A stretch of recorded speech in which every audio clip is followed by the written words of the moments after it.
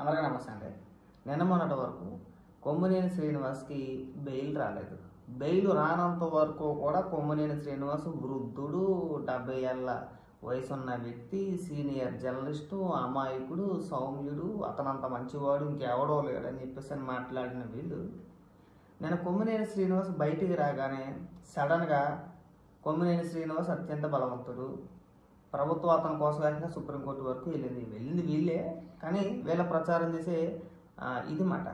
ఒకసారి సాక్షిలో ఒక డిబేట్ పెట్టాను నిన్న. అందులో ఈశ్వర్ గారు ఏం మాట్లాడుతున్నారో ఒకసారి వినిపిస్తే చూడండి. రోజు 1 గంట మీడియాలో చర్చ నిర్వహించే ఒక జర్నలిస్ట్ కు బెయిల్ రాకుండా చేయడానికి దేశంలోనే అత్యంత ఖరీదైన ముకుల్ రోహిత్ కి, సిద్ధార్థ లోద్రా లాంటి లాయర్లను పెట్టారంటే ఒకటి కొమ్మినేని బలవంతుడై ఉండాలి, లేకపోతే చంద్రబాబు అత్యంత బలహీనుడై ఉండాలి. ఇది నేనంటున్న మాట కాదు. కొమ్మినేని అరెస్ట్ తో సోషల్ మీడియా వేదికగా జరుగుతున్న చర్చ. నవ్వితే అరెస్ట్ చేస్తారా?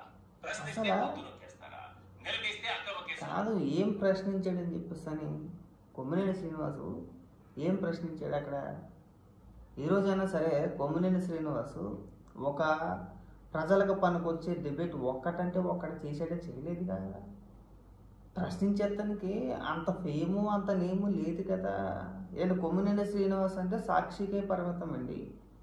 ఒకవేళ ఎప్పుడైనా ఒక డిబేట్లో మాట్లాడాలంటే చేతిలో పేపర్ లేనిదే కెమెరా వైపు చూస్తూ ఒక 10 నిమిషాల పాటు ప్రభుత్వం తీసుకునే నిర్ణయాల గురించి కానీ, ప్రభుత్వ పాలసీల గురించి కానీ ఏ రోజైనా మాట్లాడగలిగాడా? ఇప్పుడైనా మాట్లాడగలుగుతాడా?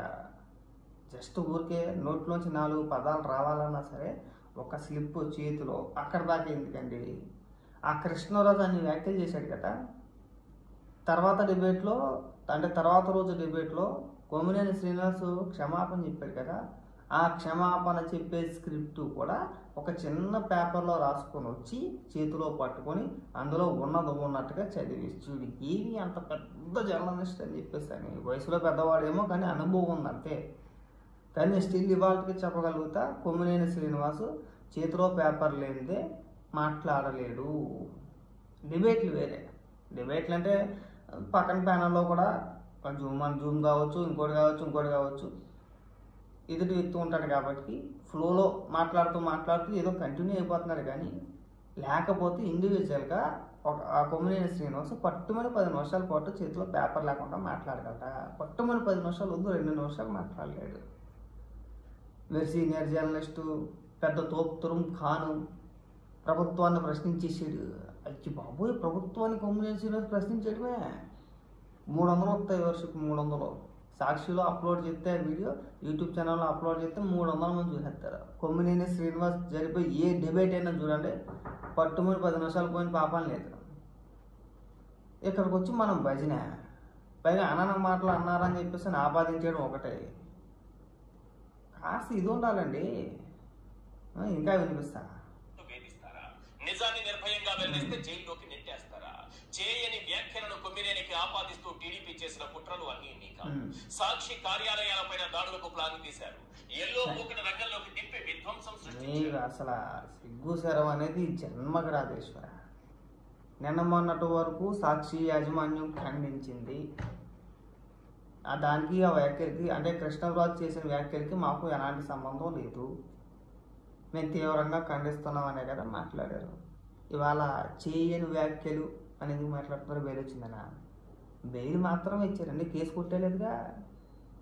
ఆ వ్యాఖ్యలు చెయ్యలేదు, అలాంటి వ్యాఖ్యలు ఏవి కూడా సాక్షిలో రాలేదని చెప్పేసి కేసు కొట్టేలేదుగా. జస్ట్ బెయిల్ మాత్రం ఇచ్చారు.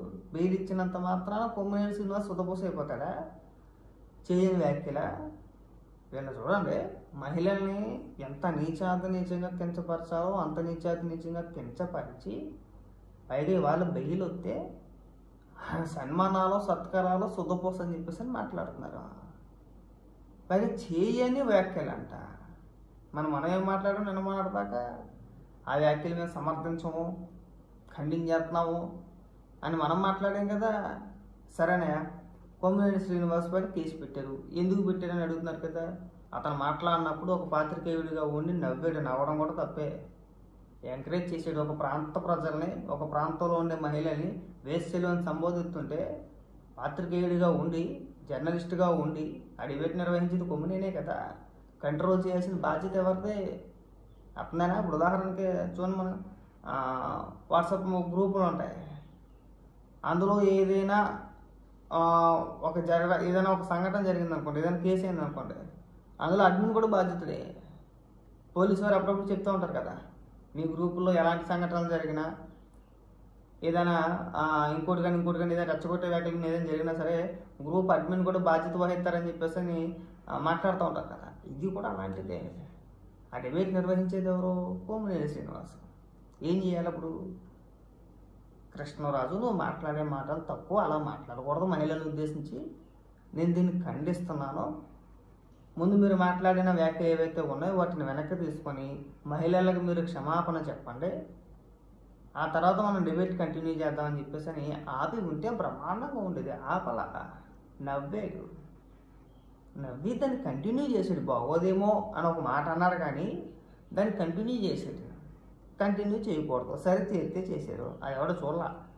ఆ లైవ్ డిబేట్ సాధారణంగా కొమ్మినేని శ్రీనివాస లైవ్ డిబేట్లు ఎవడు చూడు, మేము కూడా చూడలేదు దాన్ని. ఆ తర్వాత ఏం చేశారు?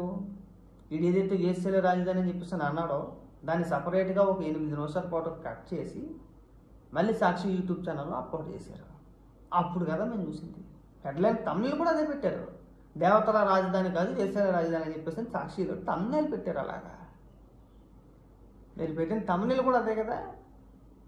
అప్పుడు జనం చూశారన్నమాట, ఏంట్రా బాబు డైరెక్ట్గా ఒక ప్రాంతాన్ని ఉద్దేశించి ఎంత నీచంగా మాట్లాడుతున్నారో ఏకంగా తమిళే పెట్టేశారు అని చూస్తే అప్పుడు డైరెక్ట్గా అందులోనే ఉంది కదా. మీరు సపరేట్గా ఒక 8 నిమిషాలు వీడియో కట్ చేసి పెట్టారు కదా అక్కడ, కావాలని. అంతేనా?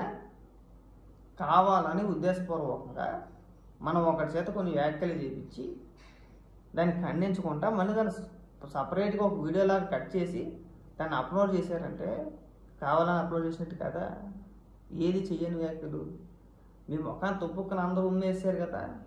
అయినా సరే మనం ఇంకా సిగ్గు శరం లేకుండా మన నోటుకు వచ్చినట్టు ఏది పడితే అది మాట్లాడుతుంటే మిమ్మల్ని ఏమన్నా ఈశ్వర్? అసలు మీరు ఒక జర్నలిస్టు. ఇవాళ నువ్వు కూడా నీతులు చెప్తున్నావు, నువ్వు అంతకంటే ఎక్కువ మాట్లాడావు. ఒకటి బాగా గుర్తుపెట్టుకో, కొమ్మినేని శ్రీనివాస్ ఏమి తోపు కాదు, తురుముకాను కాదు. కొమ్మినేని శ్రీనివాస్ని చూసి ప్రభుత్వాలు ఏం భయపడిపోవు. ప్రభుత్వాలు ఏంటి, ఊరికే సీనియర్ జర్నలిస్ట్ కాబట్టి ఏదో గతి లేక మీరు ఏదన్నా అడుగుతున్నారు కానీ నిన్న మొన్నటి దాకా నువ్వు చేసిన డిబేట్లే ఎవరికి పోవు, ఎక్కడికి పోవు. అక్కడే ఎడితే 300 400 1000 మహా అయితే ఒక 10,000 పోద్దేమో వ్యూవర్షిప్, అంతకు మించి సచ్చేదేం లేదు. కాబట్టి కంటే మీరు పెద్ద తోపు తురుముకాన్లేమి కాదులే కానీ ఈ మాటల్ని వ్యాఖ్యల్ని సమర్థించే కార్యక్రమాలు చేయమాకండి, సమర్థించమాకండి. సమర్థించడం అనేది చాలా తప్పు. ఈశ్వర్ బాగా గుర్తుపెట్టుకో, అర్థమైందా? పేరు వచ్చింది కాబట్టి నీతివంతుడు ఏమీ కాదు కొమ్మినేని, ఆ వ్యాఖ్యలు చేశారు కాబట్టి అది గుర్తుపెట్టుకుంటే బాగుంటుంది.